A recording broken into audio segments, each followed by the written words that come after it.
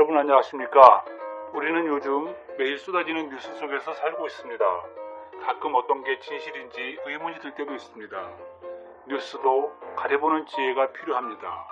이 방송은 인터넷 신문 이프레스가 발행하는 기사와 요즘 관심이 집중되고 있는 뉴스를 골라 좀 더 자세히 알아보는 식으로 진행하려고 합니다. 방송 중에 오류가 있거나 이프레스가 발행하는 기사에 이의가 있는 분은 이메일이나 댓글을 남겨주시기 바랍니다. 잘못된 부분이 있으면 바로잡겠습니다. 방송을 진행하는 저는 이프레스 편집인 이완규입니다. 그러면 지금부터 뉴스 리뷰를 시작하겠습니다.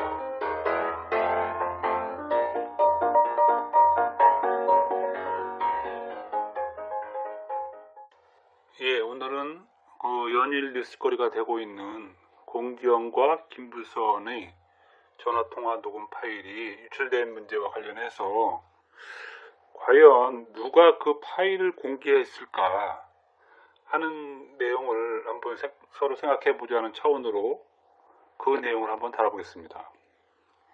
그 통화 녹음이 처음 이제 공개되고 녹음자가 공지영 씨라는 것이 확인이 되었죠.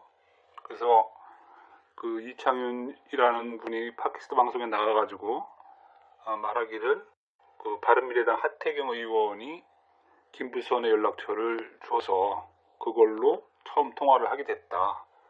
그런 내용을 말했습니다. 그리고 공지영은 그 이창윤 씨가 제안을 해서 그 김부선과의 그 통화 내용을 전부 녹음을 했다고 말했습니다. 또한 그렇게 녹음을 한 파일을 몇 사람이 이제 나눠 가진 거죠. 통화 녹음을 하라고 말했던 이창윤 씨가 받아서 기자 2명, 어느 기자인지는 밝히지 않았지만 기자 2명하고 그 이병철이라는 분, 그리고 이정열 변호사, 그리고 팟캐스트 방송 펀치 진행자인 그 박 PD와도 공유를 했다고 말했습니다. 또 그 인터뷰에서 한 달 전쯤에 공지영 씨가 그 녹음 파일을 다시 요청을 해서 이창윤 씨가 보내줬다는 말도 합니다. 이 녹음 파일이 10월 4일 날 공개가 됐는데 그 공개된 것과 관련해서 아까 말한 이창윤 씨, 이분은 공지영 씨와 아주 친한 지인으로 알려진 사람이죠. 이창윤 씨, 그다음에 이병철, 그다음에 팟캐스트 그 방송 진행자인 박 PD, 이들은 모두 자신은 공개하지 않았다고 이렇게 말을 하고 있습니다. 그러면서 또 지난 10월 9일 날 이것도 마찬가지로 그 팟캐스트 방송 펀치인데 그 펀치에 업로드가 된 내용을 들어보면 또 몇몇 사람들은 뭐라고 얘기를 하냐면 그 공지영 씨가 그 참고인 조사를 받았던 성남 분당 경찰서, 그때 이제 경찰서에서 그 참고인 조사를 받을 때 공지영 씨가 그 통화 녹음 파일을 증거물로 제출을 했는데 혹시 그쪽에서 누군가 이렇게 유출한 게 아닌가 하는 그런 엉뚱한 소리를 길게 하더군요.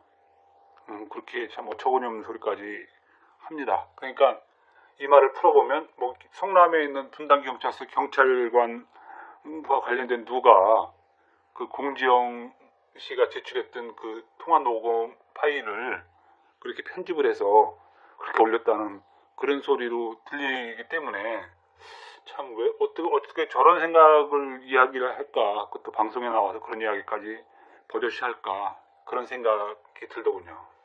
어처구니없는 소리입니다. 그 통화 녹음이 공개된 후에 공지영 씨가 5일날, 그러니까 4일날 공개가 됐고 5일날 바로 이제 SNS에 글을 올렸는데 그 내용을 보면 어이없다. 1시간 넘는 통화에서 이 부분만 발췌됐다. 그러니까 그 신체 특정 부위와 관련된 내용이죠. 그러면서 지인으로 알려진 그 이창윤 씨와 파일을 공유했고 선이 물망에 오른 변호사들에게 공유된 것으로 안다고 이렇게 적었습니다. 그러면서 이 녹음 파일을 그 사건을 수사 중인 분당경찰서에 제출했다고 밝혔습니다. 그러니까 그때 7월 17일 날인가 공지영 씨가 그 분당경찰서에 찾아가서 그 바른미래당 측이 그 고발한 건이죠. 공직선거법 위반으로 이재명 그 당선자를 고발했는데 그것과 관련한 그 참고인 조사를 받았고 그때 이제 이 파일을 경찰에 제출했다 이렇게 밝힌 겁니다. 그러면 여기서 그 공지영 씨가 말한 그 제출했다고 하는 내용에 대해서 한번 짚어볼 필요가 있습니다. 그 전화통화 녹음 파일을 경찰에 그 증거물로 제출하려면 먼저 그 녹취록이라는 걸 만들어야 됩니다. 그러니까 녹취록을 만들어서 제출해야지 뭐 녹음 파일을 USB에 담아서 제출을 한다? 그거는 좀 말이 안 되는 얘기고요. 그 녹취록이 왜 필요하냐 하면 이거 지금 뭐 네이버 백과 같은 데 하나 와 있는데 녹취록을 만들어야 됩니다. 그러니까 녹취록을 이란 어떤 내용이냐 하면 어떤 사건이나 상황을 재생할 수 있도록 음성 녹음이나 비디오 촬영 등의 방법으로 기록하여 둔 것을 경찰, 검찰, 법원 등 수사기관이나 사법기관에 녹취물 증거로 제출을 하고자 할 때에는 녹음된 결과물을 직접 제출하는 것이 아니라 녹음된 내용을 문서로 만들어 제출해야만 하는데 그 문서를 녹취록이라고 한다라는 겁니다. 그러니까 통화 녹음을 했으면 그 통화 녹음 파일을 증거물로 제출하는 게 아니라 그것을 그 텍스트 문서로 만들어 가지고 그 문서를 제출해야 된다는 겁니다. 그 녹취록을 경찰이 만드는 게 아니라 참고인이면 참고인이 증거물로 제출할 때 그 녹취록을 만들어서 경찰에 제출을 해야 되는 겁니다. 그러니까 공지영 씨가 말한 그 증거물 제출이라는 얘기는 녹음 파일을 제출했다는 게 아니라 녹취록을 만들어서 제출했다는 말입니다. 뭐 거기에 대해서 녹취록을 만들지 않고 녹음 파일을 뭐 줬다면 그거에 대해서는 뭐 할 말이 없겠지만 어쨌든 그 경찰에 녹음 파일을 증거물로 제출할 때는 녹취록을 만들어서 제출해야 된다고 이렇게 지금 뭐 사전적으로는 정의하고 있습니다. 그 인터넷에서 한번 찾아보니까 전화통화 녹음 파일을 녹취록으로 만들려면 10분 미만의 경우에는 한 10만 원 정도가 되고 1시간 넘게 통화하면 최하 뭐 50만 원 이상 될 수도 있다고 합니다. 그러니까 50만 원 이상이 되는 거죠. 그렇다면 그 공지영 씨하고 김부선 씨가 1시간 넘게 통화를 했다고 하니까 그 녹취록을 만들었다면 1시간 넘는 녹취록을 다 만들었을까? 통화 내용을 녹취록으로 다 만들었을까? 그런 생각을 하게 됩니다. 글쎄요, 뭐 각자의 유리한 내용은 또 이렇게 좀 하더라도 그 개인 간의 뭐 사소한 이야기까지 다 녹취록을 만들었을까 하는 생각을 하게 되고요. 특히 뭐 1시간 넘는 대화 중에서 그 이창윤 씨 말로는 아주 그 특정 신체 부위에 관한 이야기는 아주 뭐 핵심 중에 핵심이라고 결정적인 증거라고 얘기하고 있으니까 다른 내용보다도 아마 그 내용만을 녹취록으로 만들 필요가 있지 않았을까 이런 생각을 하는 거죠. 그리고 4일날 그 음성 녹음 파일이 그 SNS에 공개된 이후에 녹취록도 이렇게 공개가 됐습니다. 누군가 뭐 녹취록을 일일이 받아서 만들었는지는 확인이 안 되지만 어쨌든 그 공개된 녹음 파일 그 말하는 내용을 그대로 그 문서로 만들어 가지고 그 문서를 캡처해서 인터넷에 공개를 한 내용들이 보입니다. 여기서 공지영 씨에게 한 가지 이 방송을 통해서 질문을 한번 해보고 싶습니다.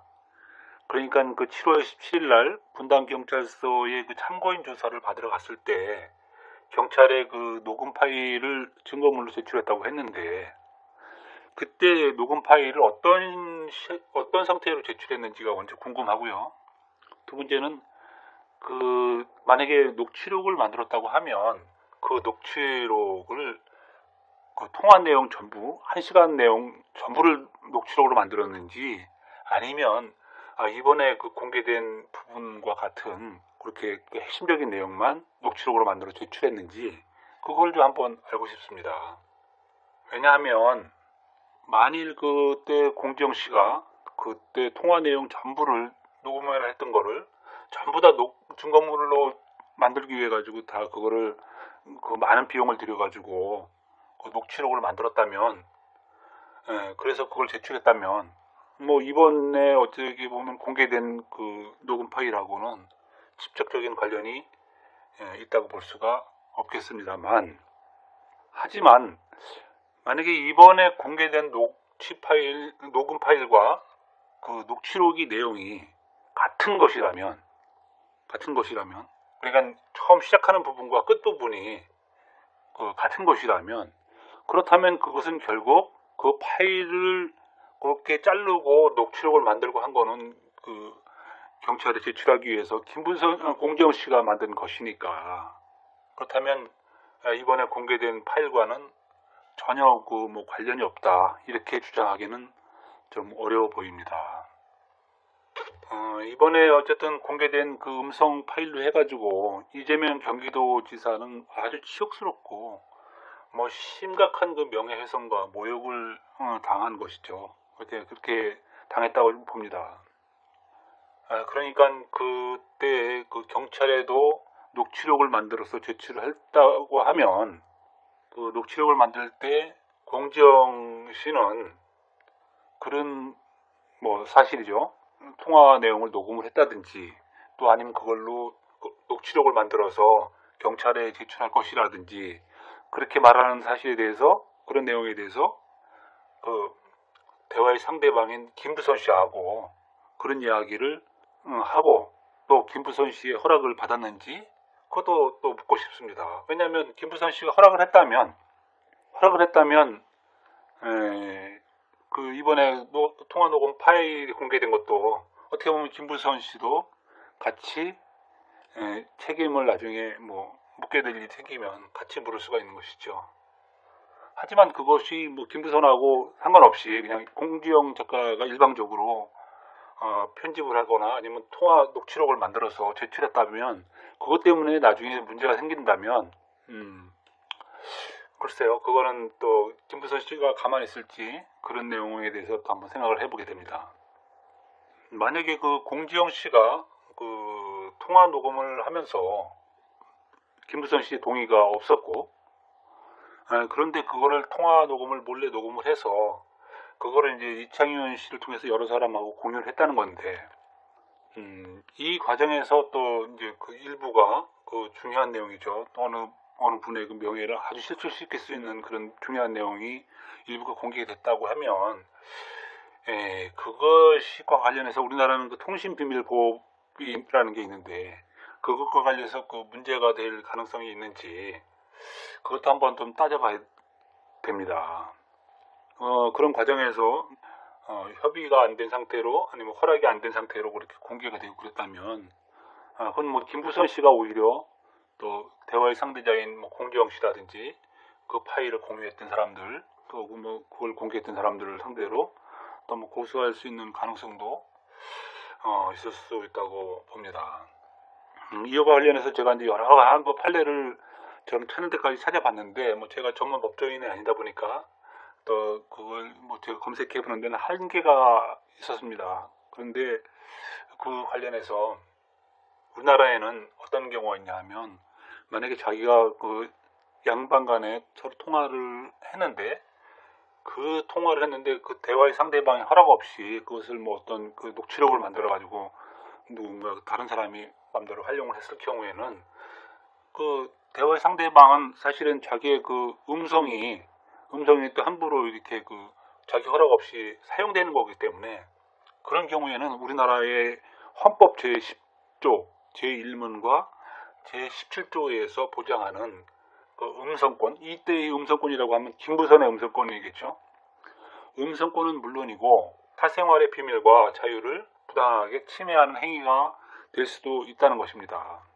그렇게 되면 녹음 파일을 그 유출한 사람은 김부선에게, 그런 경우에는 그 녹음의 상대방이죠. 녹음을 목소리가 나왔던 그 상대방이 부당하게 그렇게 활용한 사람에 대해서 민사상의 그 손해배상도 청구할 수가 있다는 그런 내용이 판례에 있습니다. 우리나라의 경우에는 전화통화의 경우 본인의 목소리가 들어간 경우는 당사자이기 때문에 당사자가 녹음을 하는 것은 불법이 아닙니다. 불법이 아니라고 지금 되어 있습니다. 하지만 제3자가 어느 사람의 통화 내용을 몰래 엿듣거나 그거를 녹음을 하거나 또 그거를 또 유출했다든지 그런 경우에는 어떻게 보면 불법 도청이 되는 거죠. 불법 녹음이 되는 거기 때문에 그거는 아주 엄히 처벌하는 법이 있습니다. 그게 이제 통신비밀법에 관련 조항이 있습니다. 이번에 그 녹음 파일 건은 어쨌든 이창윤이라는 사람이 공지영 씨에게 김부선과의 전화 통화를 녹음하라고 제안을 했고, 공지영 씨는 그 제안에 따라서 1시간 이상 되는 통화 내용을 전부 녹음을 했습니다. 그리고 또 그 파일을 그 이창윤이라는 사람에게 주었습니다.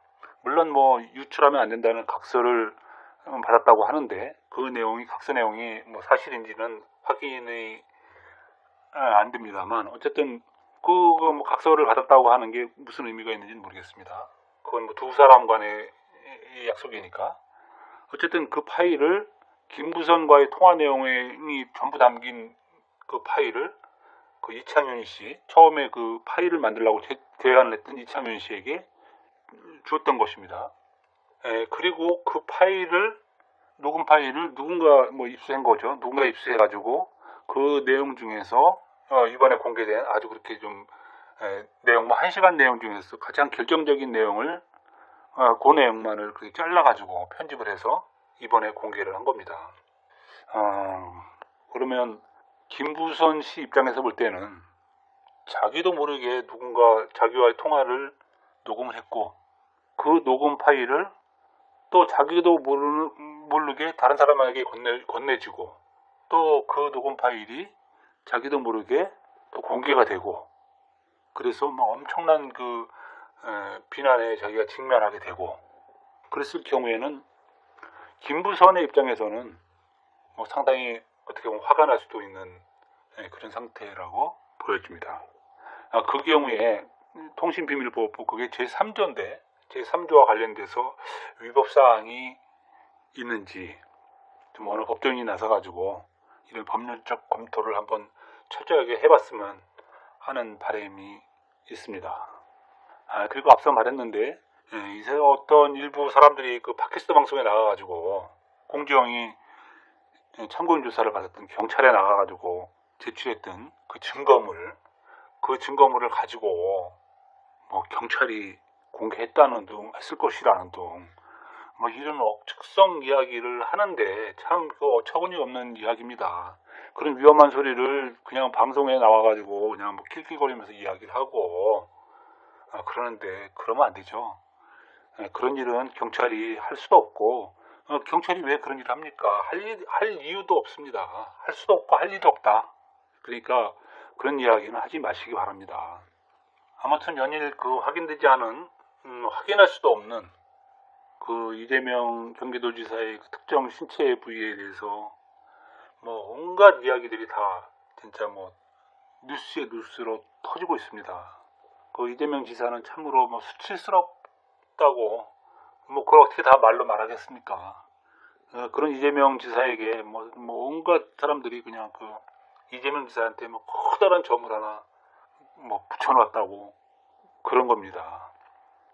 그동안 이재명 지사를 공격하던 사람들이 낙지사니 찌찌사니 하면서 이제 온갖 그 험한 말들을 그 지사 앞에다 붙여가지고 공격을 했었는데 이번에는 그 팟캐스트 방송 펀치라는 팟캐스트 방송에 나온 출연자들이 그런 얘기를 하더라고요. 시중에는 점지사라고 한다. 점지사. 그러면서 그런 말을 버젓이 얘기하면서 자기네들끼리 낄낄거리면서 좀 조롱을 하고 있던데 그러면 안 됩니다. 현재 경기도라고 하는 큰 지방 정부의 도민들이 다 뽑아놓은 지사를 가지고 그렇게 그런 말을 하면 안 됩니다. 이런 행동에 대해서도 우리 청취자들께서도 한번 냉정하게 한번 생각해 보시기 바랍니다. 과연 이재명 지사가 무슨 죄가 있는지, 왜 그런 고통을 당해야 되는지 한번 냉정하게 생각해 보시기 바랍니다. 왜 자기와 관련된 이야기를 공지영과 김부선이 그냥 자기네들끼리 그냥 시중에 그냥 놀이객감으로 생각하듯이 그냥 올려놓고 그런 저잡한 추잡한 이야기들을 저희들 자기들끼리 이야기를 하고, 그걸 또 자기네들 밀명끼리 그걸 나눠 갖고 그걸 가지고 또 일부는 또 그 내용을 편집을 해가지고 공개하고, 또 그 내용을 가지고 세상의 뉴스를 다 어지럽히고, 이게 뭐 하는 짓입니까? 이재명 지사는 최근에 한 매체와 인터뷰에서 도정 정상화를 위해서 불필요한 논쟁을 끝내야 한다고 말했습니다. 그리고 곧 조만간 진실의 문이 열릴 것이라고 말하면서 강력하게 대응을 하겠다는 거죠. 그런 대응을 예고했습니다. 오늘은 최근에 논란이 되고 있는 특정 사안에 대해서 과연 그 파일을 누가 왜 공개했을까? 무슨 목적으로? 그 파일을 그렇게 해당 부분만을 딱 잘라가지고 공개한 사람이 누군가? 거기에 대해서 의문과 생각이 돼서 방송을 하게 됐습니다. 여기서 내가 또 누구라고, 그걸 공개한 사람이 누구라고 지금 확인되지 않았던 얘기를 하게 되면 그 사람은 또 나에 대한 공격을 하겠죠. 그러니까 거기에 대해서는 말을 하지 않겠습니다. 청취자 여러분들께서도 한번 머릿속으로 곰곰하게 생각을 해보십시오. 경찰에 제출했던 녹취록은 1시간 통화 내용 전부를 녹취록으로 만들어서 제출했는지, 아니면 이번에 공개된 그 녹음 파일 부분만 잘라서 녹취록으로 만들었는지, 그 부분에 대해서 공지영 작가는 한번 밝혀봐 주시기 바랍니다. 이상입니다. 감사합니다.